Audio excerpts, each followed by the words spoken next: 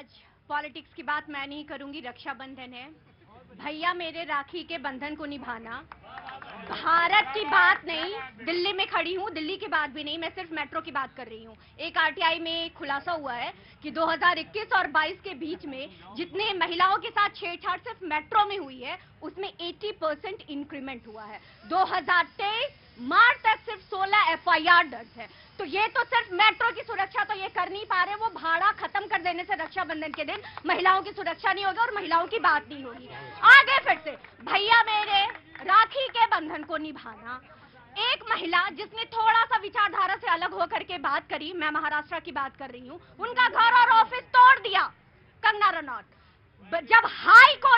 जब उनके लथाड़ा गया हाई कोर्ट की ओर से और कर्तव्य याद दिलाए गए, तब ये लोग जो हैं वो वापस से अपने काम में। अच्छा, आज उद्धव ठाकरे साहब ने कुछ बोला है, मैं समझ गया। अच्छा जी। हाँ, तो महाराष्ट्र की बात कर रहे हैं ये लोग, रक्षाबंधन की बात कर रहे हैं।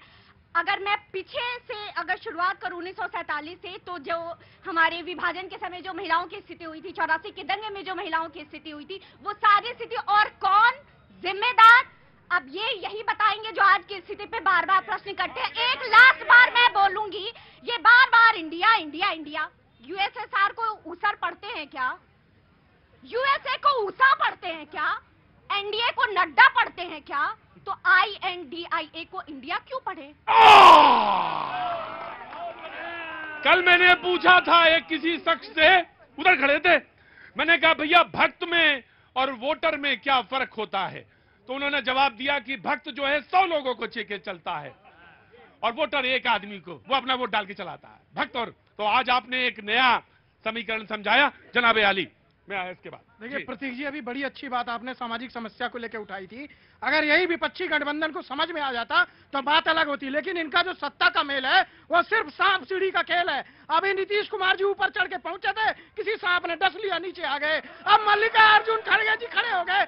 अभी जब तक राहुल गांधी और सोनिया गांधी जी की परमिशन नहीं होगी तब तक इनका उम्मीदवार तय नहीं होगा। अभी मेरे मित्र आम आदमी पार्टी के बात कर रहे थे नैतिकता की, आदर्श की। आप ये बताइए, ये नैतिकता की बात कर रहे थे, बहुत ही अभी इनका कम समय राजनीति में आने का हुआ।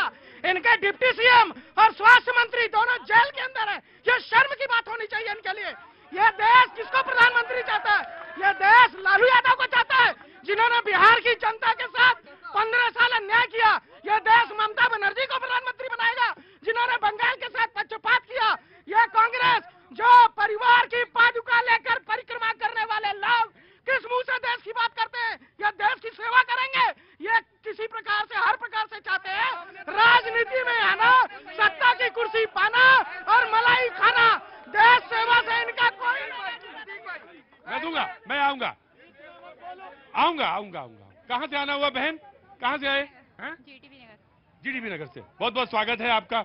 आज हमें महिलाएं भी दिख रही हैं और लड़कियां भी आई हैं। शो में अच्छा लग रहा है। आराम से, कूल डाउन। पीछे से आप इधर आ जाओ। पीछे से कोई कमेंट करेगा, मैं जिंदगी भर उसका चेहरा अगर पहचान लिया तो मैं बोलूंगा नहीं, पूछूंगा नहीं। इधर आराम से। 45 करोड़ के हो चाहे 50 करोड़ के, आप तो आराम से बैठिए, मैं आऊंगा। ठीक है। पहले अगर इतना धैर्य नहीं, सब्र नहीं है तो ये मेरी डिबेट। सर, बाजार में कई दुकानें हैं, अगर मेरी दुकान में आना है तो मेरे ही हिसाब से आना पड़ेगा। पहले मूड बनाए आपका कि आप जवाब देंगे, पहले जवाब दे दीजिए जी। देखिए, मुझे लगता है कि 2024 का चुनाव जो है बाबा साहब अम्बेडकर के लिखे संविधान को बचाने का चुनाव है। 2024 का चुनाव इलेक्शन कमीशन को बचाने का चुनाव है, सुप्रीम कोर्ट के फैसले को बचाने का चुनाव है। आज देखिए 9 साल भारतीय जनता पार्टी की सरकार चलाने के बाद इनके 2 बात रहती है बस, कहते हैं महाविकास और परिवारवाद। महाविकास की बात करते हैं, मैं चैलेंज करता हूं, अगर महाविकास की बात करते हैं 9 साल के बाद वो चुनाव लड़िए, 15 लाख के बाद चुनाव लड़िए, 18 करोड़ युवाओं को नौकरी पर चुनाव लड़िए, महंगाई कम करने में चुनाव लड़िए। ये कहते हैं परिवारवाद। जब परिवारवाद की बात करते हैं तो भारतीय जनता पार्टी की आधी कैबिनेट, आधे इनके नेता शर्म से सर झुका लेते हैं। और अमित शाह का बेटा जिसको बल्ला पकड़ना नहीं आता, उसको बीसीसीआई का सबसे बड़ा बोलो सियापति रामचंद्र की। यही है, कुल मिला के यही है सर। जब कुछ बात न समझ में आए तो कह दो बोलो सियापति रामचंद्र की। बोले ये चुनाव बाबा साहब अंबेडकर के लिखित संविधान को बचाने का चुनाव है और ये चुनाव लोक सेवक नियुक्त करने का है कि नहीं है? लोकपाल मुद्दा पे करेंगे बेटा, मुद्दे पे बात करेंगे बेटा, मुद्दे पे करेंगे।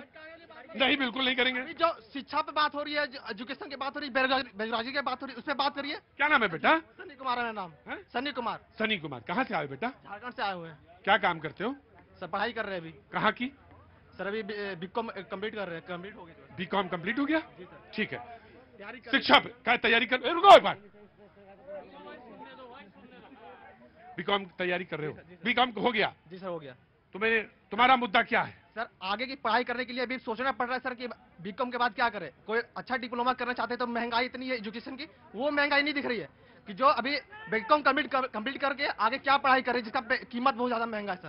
तो तुम एक काम करो पहले। नहीं तो ये नहीं दिख रहा है बेरोजगारी के सर। जो अभी हम लोग आगे पढ़ने के नहीं तो ये कह रहे हैं कि एनडीए चुन लो या INDIA चुन लो। कुछ भी चुनने के लिए बहुत कीमत लग रही है, जो भी हम लोग गरीब इंसान के लिए। भाई देखो ऑप्शन दो ही हैं, अब इनमें ले लो या ये ले लो।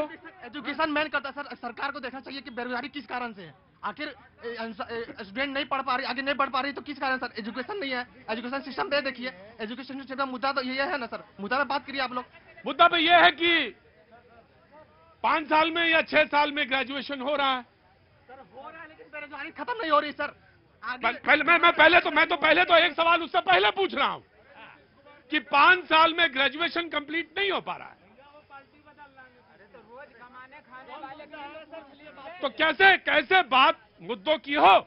जो लोग मैं आ रहा हूं बेटा, उसी पे तुम्हारे मुद्दे पे डिफरेंट कर। जो लोग INDIA में शामिल हैं उनको इस पे खुल के आना चाहिए कि वो 3 साल का कोर्स 3 साल में पूरा होगा। बेटा इधर देख, अब 3 साल का कोर्स 3 साल में ही पूरा होगा, इसका वादा करके लाएं, मुझे दिखाएं। क्या कहें जनता, हमको दिखाएं, मतलब ये कि जनता को बताएं और ये माफी मांगे उन हजारों लोगों से जिनके साल खराब हुए हैं। माफी मांगे उनसे कि हम तुम्हारे जीवन को बर्बाद करने के लिए शर्मिंदा हैं क्योंकि हम तुमको 6 साल में डिग्री दे पाए, 5 साल में दे पाए। सवाल जरूर पूछेंगे कि बेरोजगारी का सवाल है और सरकारी सेवाओं में नियुक्तियां कैसे हो, कितनी हो, बढ़ाई जाए और रेलवे में अगर रिक्त पद हैं तो उन्हें भरा जाए। लेकिन आपको भी माफी मांगनी पड़ेगी कि 3 साल का कोर्स 6 साल में कराया है मैंने, इसलिए शर्मिंदा हूं, इसलिए इस पद पे बैठने के काबिल, जोर से बोलो भगा दूंगा, इसलिए इस पद पे बैठने के, पूरा सेंटेंस बोलो।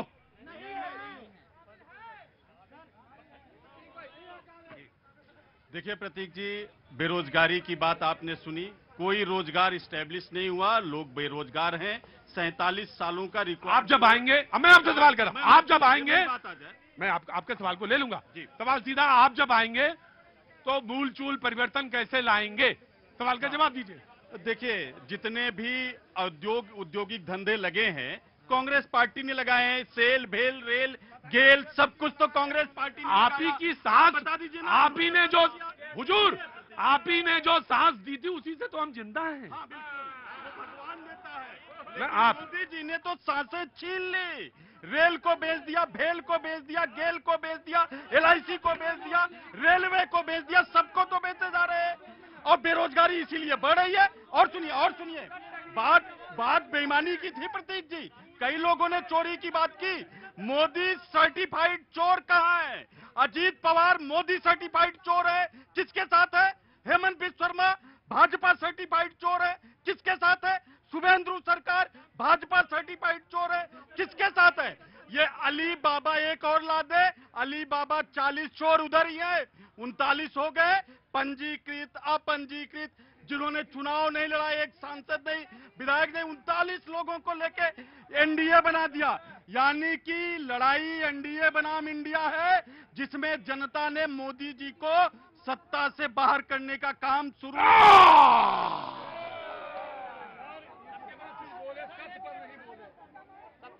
क्या नाम तुम्हारा? सनी कुमार सर। जोर से बोलो। सनी कुमार। जोर से बोलो नाम। सनी कुमार नाम है सर। कहां से? झारखंड से। कहां से? झारखंड से। कहां से? झारखंड से। क्या नाम तुम्हारा? चुप। सनी कुमार, सीधा सवाल, तुम्हारा सीधा सवाल, चपचपाता लपाता सवाल जहां रखा था, जवाब तुमने सुन लिया होगा।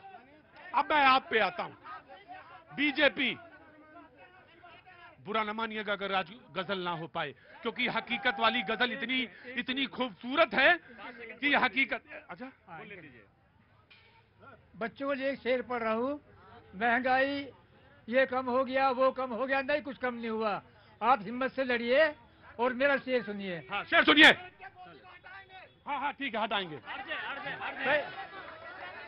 तमाम उम्र ही चाहे उड़ान में गुजरे, देखो,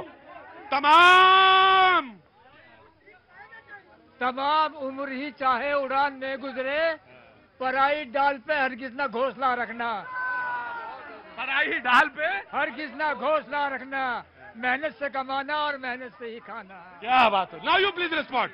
रेलवे के पद रिक्त हैं, सरकारी नौकरियों को लेकर युवा सवाल पूछ रहा है और जवाब आना चाहिए, बिल्कुल जवाब, ईमानदारी के साथ जवाब आना चाहिए और सॉल्यूशन के साथ आना चाहिए। बिल्कुल सारा जवाब देता हूं प्रतीक जी। अभी कांग्रेस का जवाब दे दूं, 2G घोटाला, कलमारी घोटाला, जीजाजी घोटाला, अरशद मेहता घोटाला, सारे घोटाले वालों को एक समझना पड़ेगा। जीजाजी घोटाले को एक समझना होगा। देश के संसाधनों पे एक का अधिकार बताने वाले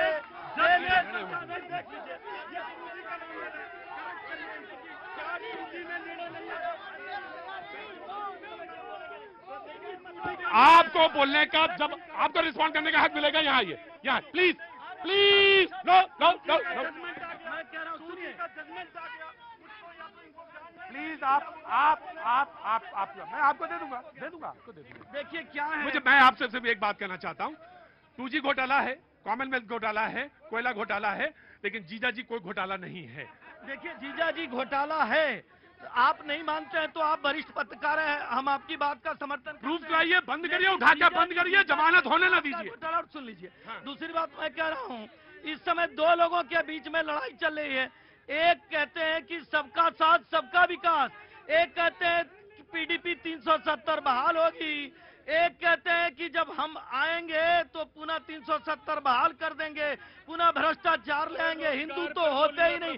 अब रोजगार पे देख लीजिए, भारतीय जनता पार्टी की सरकार जब से है, देश में जो हम डिफेंस कॉरिडोर बना रहे हैं, रैपिड रेल बना रहे हैं, एक्सप्रेसवे बना रहे हैं, अमूल की फैक्ट्री बना रहे हैं, ये सब रोजगार दे रहा है। ऐसा नहीं है कि रोजगार नहीं दे रहा है। जो आवास है, बिजली है, ये सारे कुछ रोजगार। जब बुनियादी ढांचे में विकास करते हैं, जब बड़े बड़े सड़कों का निर्माण करते हैं, एक्सप्रेसवे का निर्माण करते हैं, और मैं कह रहा हूँ, मैं आपको स्पेसिफिक जवाब देता हूँ। मैं देता हूँ। रुकिए। पेपर आप भी पढ़ते हैं, पेपर हम भी पढ़ते हैं।